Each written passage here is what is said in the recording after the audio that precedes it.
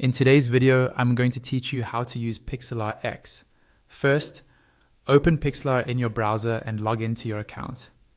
Once you're on your main dashboard, look for the option called Pixlr Express, which is another name for Pixlr X. Click that, and you'll be prompted to either select an existing image or upload a new one from your device.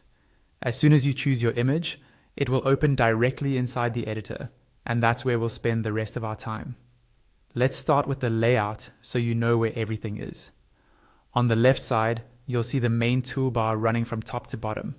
This is where you'll find all the core tools you'll use for editing. At the top is Home, which simply takes you back to the start screen if you want to open a different project. Below that is Arrange with an arrow icon. This is your basic move tool, and it lets you move, resize, and rotate your image or any layer you're working on. Next, you'll see the Crop tool, which you'll use to trim your image or change its aspect ratio.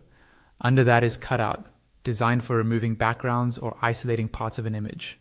Then you have Adjust, where you can fine-tune brightness, contrast, saturation, and other image settings for a more polished look.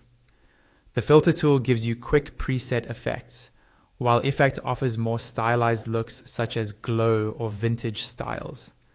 Continuing down, Liquify lets you gently warp or distort parts of the image. Retouch is great for fixing blemishes or smoothing skin, and Draw allows you to paint directly on the image. You'll also see the Text tool marked with a T for adding and editing text. Finally, Add Element allows you to bring in shapes, stickers, and overlays. Whenever you click on any of these tools, notice that a new panel opens on the left with specific controls for that tool, so you can adjust its settings in detail. In the center is your canvas.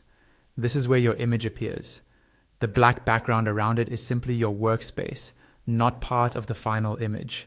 At the bottom left of the canvas, you'll see details like the current image size and your zoom level, which is helpful for precise edits.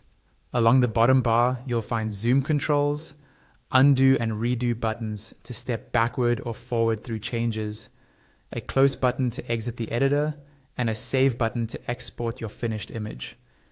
On the right side is the Layers panel. Here, you can click the plus button to add new layers, such as extra images, text, or elements.